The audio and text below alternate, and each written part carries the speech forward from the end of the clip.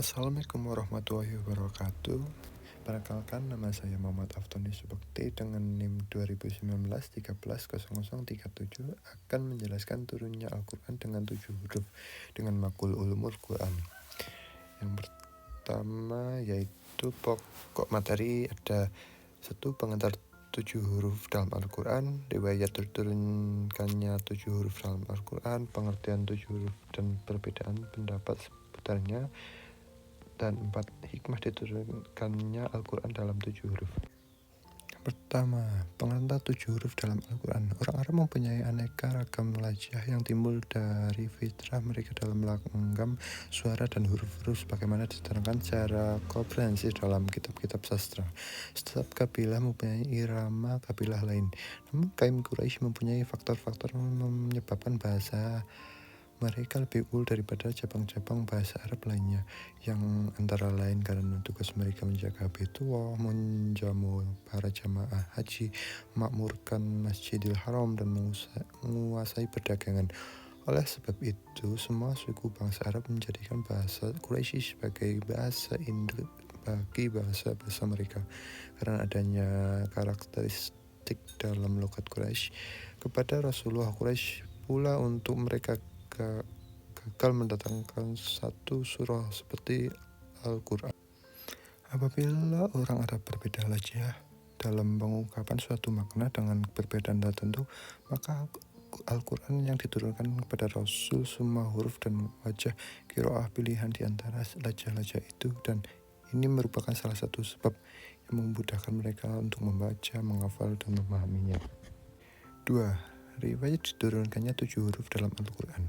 Dari Ibnu Abbas, Rasulullah berkata, jika Jibril membaca Al-Quran kepadaku dengan satu huruf, kemudian berulang kali aku mendesak dan meminta agar huruf itu ditambah, dan ia pun menambahnya padaku sampai dengan 7 huruf. HR Bukhari Muslim. Dari Ubay bin Ka'bah, ketika Nabi berada di dekat parit Bani Ghafar, ia datangi Jibril. Saya berkata, Allah memerintahku agar membacakan Quran kepada umatmu yang suatu huruf. Ia menjawab, aku mohon pada Allah ampun dan maghfirahnya karena umatku tidak dapat melaksanakan perintah itu. Kemudian Jibril datang lagi untuk kedua kalinya berkata, Allah memerintahkanku akan membaca Al-Quran kepada umatmu dengan 2 huruf. Nabi menjawab, aku memohonkan kepada Allah ampun dan maghfirahnya, umatku tidak kuat melaksanakannya. Jibril datang lagi untuk yang ketiga kalinya lalu mengatakan, Allah memerintahku agar membacakan Quran kepada umatmu dengan 3 huruf. Jawab Nabi, aku memohon kepada Allah ampun dan maghfirahnya sebab umatku tidak kuat melaksanakannya. Kemudian Jibril datang lagi untuk menanyakan ketiga kalinya. Saya berkata, Allah memerintahmu agar membaca Quran kepadamu dengan 7 huruf. Dengan huruf mana saja mereka membaca, mereka tetap benar. Hadis riwayat Muslim.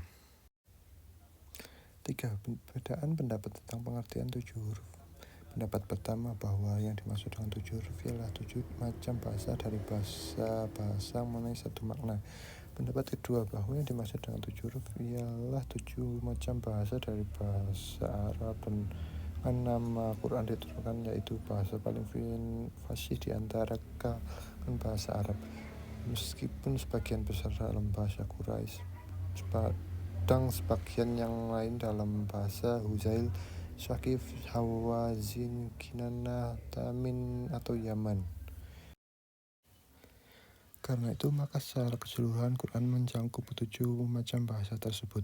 Pendapat ketiga bahwa yang dimaksud dengan 7 huruf adalah 7 wajah bentuk atau tema yang meliputi amr, perintah, nahyu, larangan, wa'ad, janji, wa'id, ancaman, jadal, perdebatan, kasas, cerita, dan masal, perumpamaan, atau amr, nahyu, halal, haram, muhkam, mutasabih, dan amsal. Pendapat keempat, skala golongan utama berpendapat bahwa yang dimaksud dengan 7 huruf ialah 7 macam hal yang diantara terjadi ikhtilaf, perbedaan dalam bahasa Pendapat kelima, bahwa yang dimaksud bilangan 7 itu tidak diartikan secara harfiah. Maksud bukan bilangan antara 6 dan 8, tetapi bilangan tersebut hanya menjadi lambang kesempurnaan menurut kebiasaan orang Arab. Pendapat keenam, segolongan ulama berpendapat bahwa yang dimaksud dengan 7 huruf tersebut adalah qiraat 7. Pendapat ini dapat diturunkan kepada Muhammad sebagai bukti risalah. Sedang qiraat adalah perbedaan dalam cara mengucapkan lafal-lafal wahyu tersebut, seperti meringankan tahfif, memberatkan taskil, membaca panjang, dan sebagainya. Dan yang keempat, hikmah diturunkannya Al-Quran dengan 7 huruf. Pertama, untuk memudahkan bacaan dan hafalan. Kedua, bukti kemukjizatan Al-Quran sebagai naluri atau watak dasar kebahasaan orang Arab. Ketiga, mukjizat Al-Quran dalam aspek makna dan hukumnya.